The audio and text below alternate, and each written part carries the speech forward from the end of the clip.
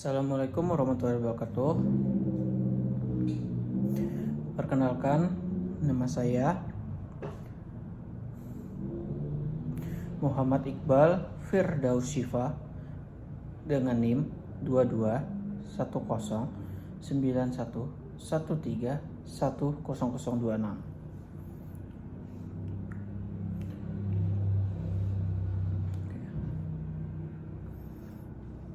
Jadi di sini saya ingin menjelaskan yaitu vaskularisasi dan inervasi. Ya. Jadi di sini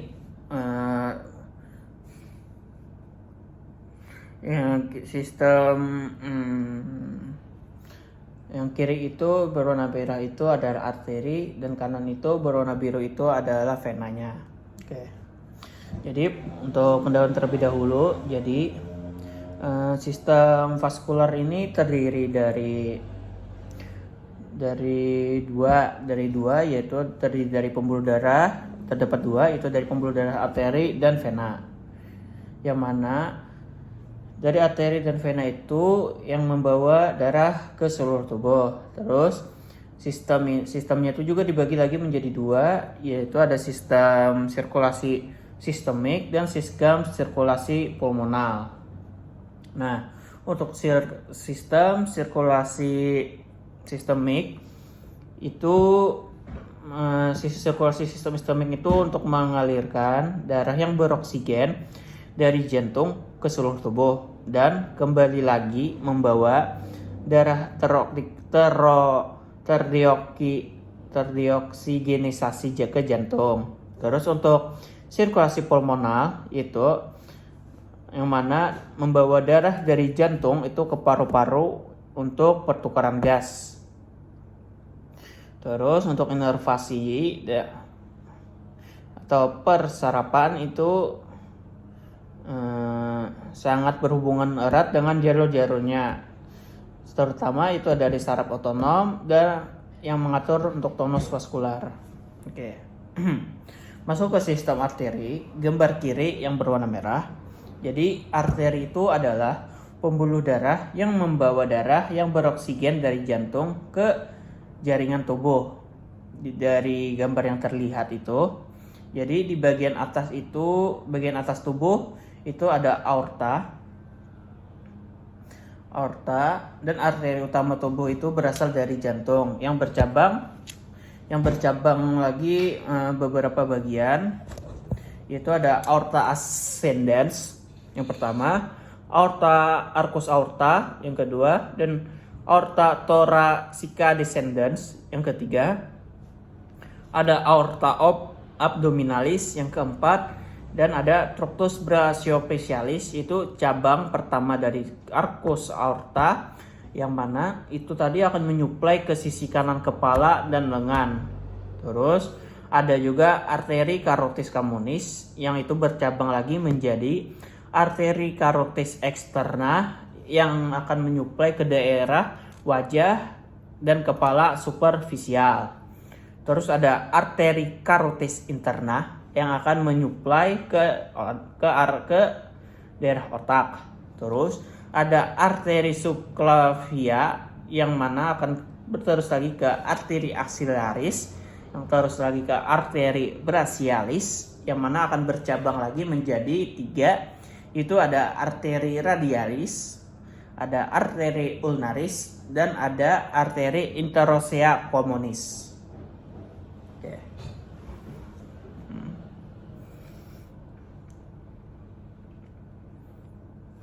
Nah, untuk di batang tubuh dan abdomen itu terdapat ada aorta abdominalis yang menjadi bercabang itu menjadi truncus coeliacus, yang mana itu akan menyuplai dari organ lambung ke hati dan limpa. Terus ada arteri mesenterica superior dan inferior, yang mana itu akan menyuplai ke daerah usus halus dan sebagian besar lagi ke usus besar. Terus ada arteri renalis ke ginjal dan arteri iliaca communis ke daerah iliaca eksterna dan interna. Oke. Terus untuk ke ekstremitas bawah itu terdapat ada yang pertama ada arteri femoralis ke daerah arteri utama itu ke bagian paha. Terus ada arteri profunda femoris yang mana itu akan menyuplai otot paha dalam. Terus ada arteri poplitea itu di belakang lutut yang akan bercabang menjadi arteri tibialis anterior dan posterior. Terus ada arteri fibularis atau peronea. Terus ada arteri dorsalis pedis dan arteri plantaris yang akan menyuplai daerah kaki. Oke. Masuk ke selanjutnya yaitu ke sistem vena. Itu gambar kanan yang berwarna biru.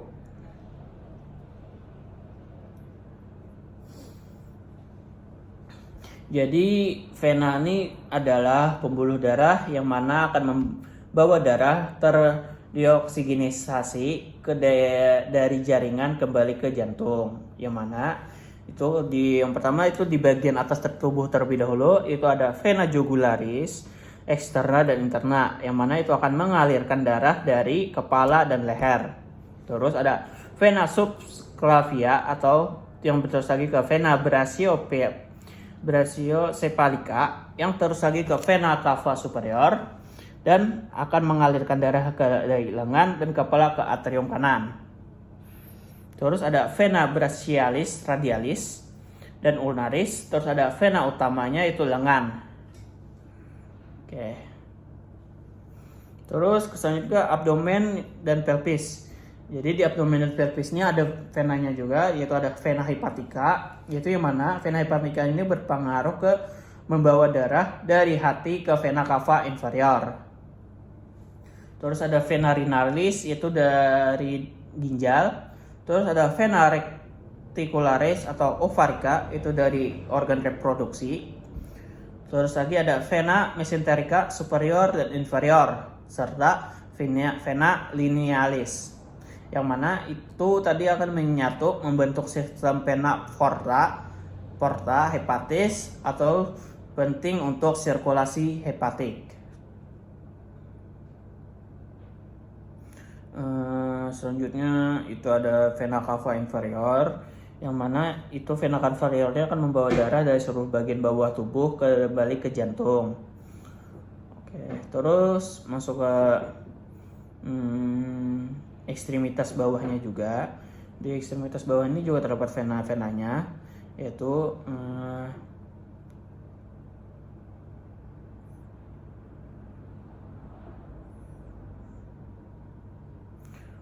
untuk ekstremitas bawah itu ada vena femoralis. Ini terdapat di vena utama paha.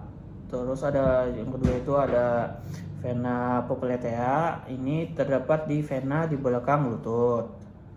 Terus selanjutnya ada vena tibialis dan vena fibularis.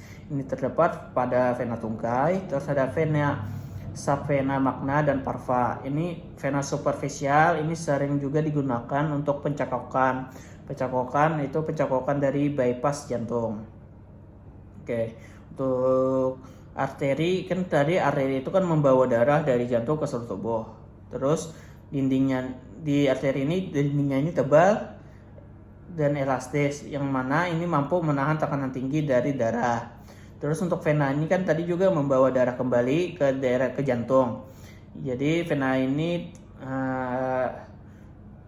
komposisi untuk ini vena ini dindingnya itu lebih tipis. Jadi ini memiliki katup untuk mencegah aliran balik karena tekanan vena ini lebih rendah. Terus untuk darah dari organ-organ abdominal ini dikumpulkan yaitu di sistem porta tadi, yaitu di sistem porta hepatis yang mana lagi itu akan sebelum masuk ke sirkulasi umum itu melalui hati. Terus untuk jaringan kapiler itu merupakan tempat pertukaran gas. Yang mana dari tempat pertukaran gas itu akan ternutrisi dan limbah metabolik antara darah dan jaringan. Oke. Untuk referensi untuk klinisnya itu tadi ada palpasi nadi, itu penting dalam pemeriksaan klinis. Misalnya nadi radialis, femoralis, dan dorsalis pedis. Terus untuk trombosis vena dalamnya itu terjadi pada vena-vena dalam seperti popliteal dan femoralis. Untuk klinisnya. Terus ada aneurisma aorta abdominalis, itu adalah pelebaran abnormal arteri besar dan bisa berakibat fatal jika ruptur.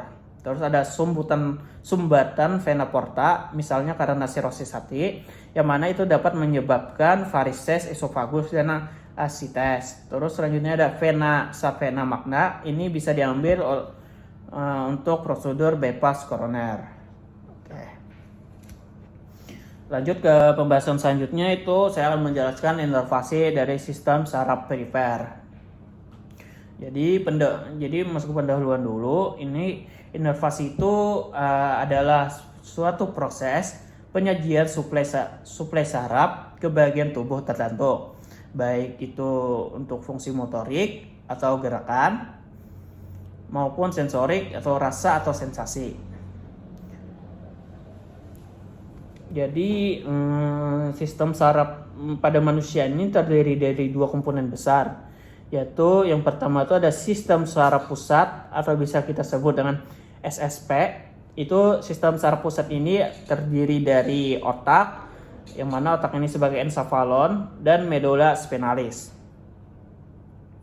Terus selanjutnya juga itu ada sistem saraf perifer atau SSP.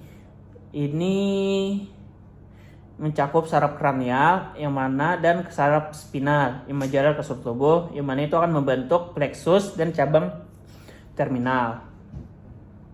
Terus di gambar ini juga menampilkan yaitu struktur utama sistem saraf perifer, yaitu termasuk plexus saraf serta cabang-cabang sensorik dan motorik, yang mana ini akan menginervasi kulit, otot, dan organ dalam.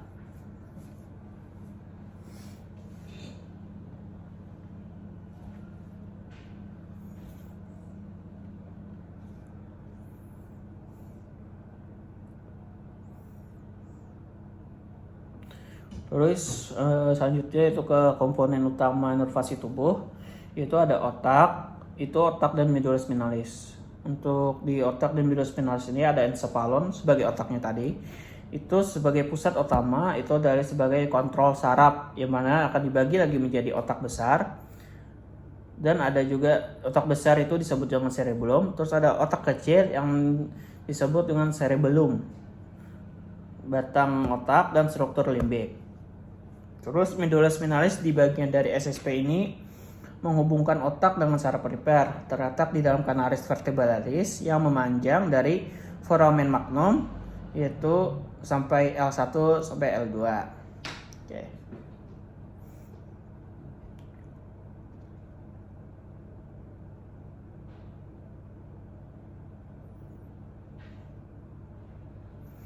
Selanjutnya itu ada saraf spinal atau nervus spinalis. Ini terdapat 31 pasang saraf spinal, yaitu terdiri atas. Yang pertama itu ada 8 pasang cervical, atau bisa disebut kita singkat juga sebagai C1 sampai C8. Terus ada 12 pasang torakal, yaitu dari T1 sampai T12. Terus ada 5 pasang lumbar, yaitu dari L1 sampai L5. Terus ada 5 pasang sakral dari S1 sampai S5. Terus ada 1 pasang koksegial atau CO1. Jadi setiap saraf spinal ini berasal dari 2 akar, yaitu ada radix anterior atau motorik, terus ada radix posterior atau sensorik, yang mana memiliki ganglion spinalis. Terus selanjutnya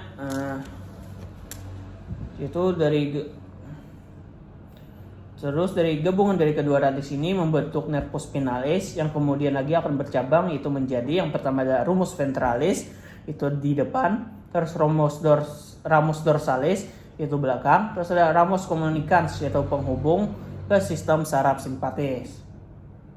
Oke. Terus selanjutnya ada plexus saraf. Jadi setelah keluar dari medulla spinalis, jadi saraf spina ini akan membentuk plexus. membentuk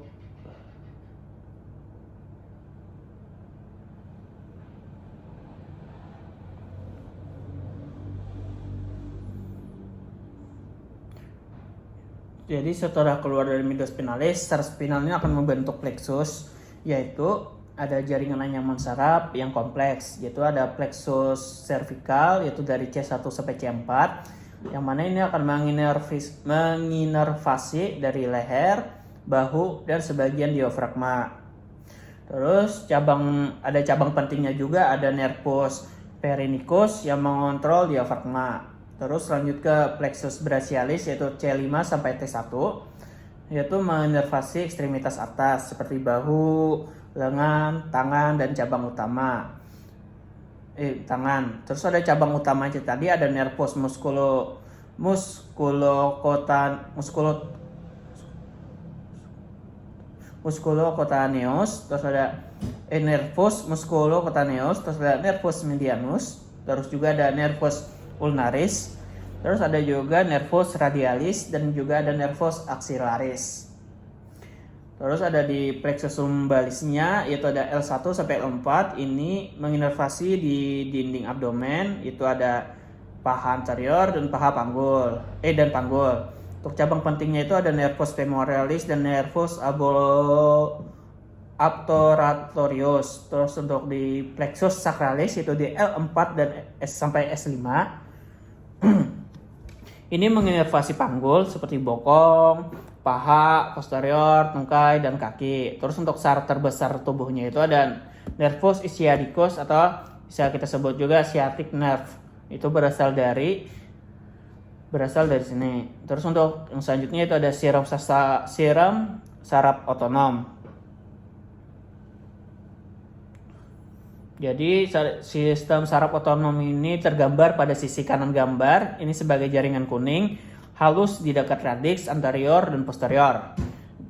Terus di truncus sympathicus ini, atau bisa kita sebut juga rantai simpatis, ini berfungsi sebagai respon fight or flight. Ini terdiri dari ganglion sejajar dengan medulla spinalis. Terus ada nervus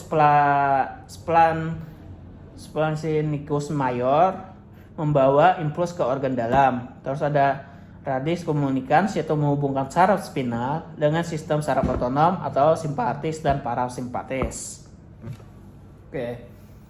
Terus untuk distribusi saraf sensorik dan motoriknya, yaitu ada ramus cutaneus, yaitu cabang sensorik yang menginervasi dari kulit. Itu ada radix cutaneus lateralis, terus ada radix cutaneus anterior, terus ada saraf motorik menginervasi otot rangka yang berasal dari ramus ventralis. Oke.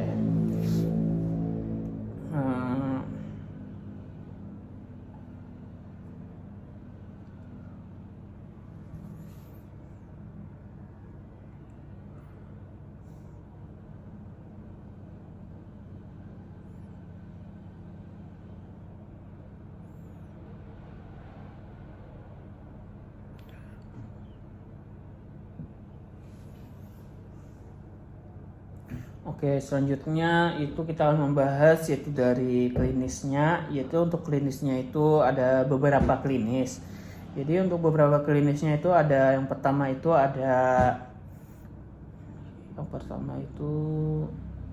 ada cedera, yaitu cedera pada